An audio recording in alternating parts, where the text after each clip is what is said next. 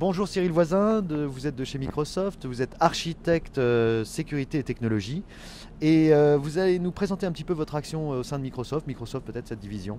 Oui, absolument. Donc je travaille dans la direction technique et sécurité, comme vous l'avez dit, et je suis le point de contact des responsables de la sécurité des systèmes d'information dans les entreprises. Et à ce titre, je leur communique quelle est la vision et la stratégie de Microsoft en matière de sécurité. Alors concrètement, dans un premier temps, qu'est-ce que vous êtes venu faire principalement cette année aux assises de la sécurité? Alors on est venu parler d'un thème qui est un thème très dans l'actualité, mais qui existe depuis un certain temps, qu'on appelle la repérimétrisation. Alors ce terme est un petit peu barbare, mais en fait on peut l'expliquer. Si on regarde la sécurité, historiquement il y a un modèle traditionnel qui est celui d'avoir un périmètre autour de l'entreprise et d'avoir cette notion de château fort entre l'intérieur de l'entreprise, ses bâtiments, ses propriétés, et l'extérieur qui pourrait être l'Internet par exemple. Or aujourd'hui, on sait très bien que ce périmètre est complètement poreux et que c'est une notion qui est obsolète.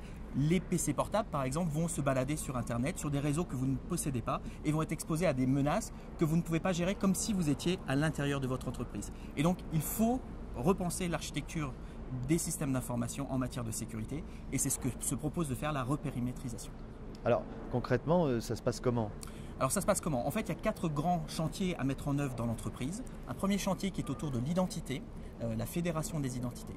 Un deuxième chantier qui est de protéger les communications entre les ordinateurs et le reste de noyau qui est resté à l'intérieur de l'entreprise, qui devient notre nouveau périmètre protégé. Et 2 autres chantiers qui sont liés à la protection. Protection des machines pour les protéger contre les attaques et protection des données pour qu'elles soient protégées où qu'elles se trouvent, même si elles viennent à s'échapper du PC sur lequel elles se trouvaient au départ.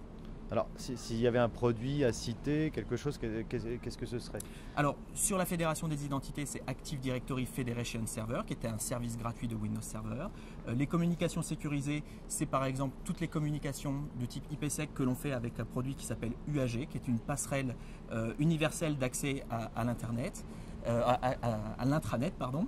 La protection des terminaux, ce serait par exemple BitLocker ou Forefront Endpoint Protection, notre nouveau anti-malware qui va sortir fin 2010. Et enfin, la protection des données, c'est la gestion de droits numériques en entreprise qu'on appelle Active Directory Rights Management Services. Alors, est-ce qu'il faut attendre pour l'avenir? Qu'est-ce qu'il faut faire quand on est DSI?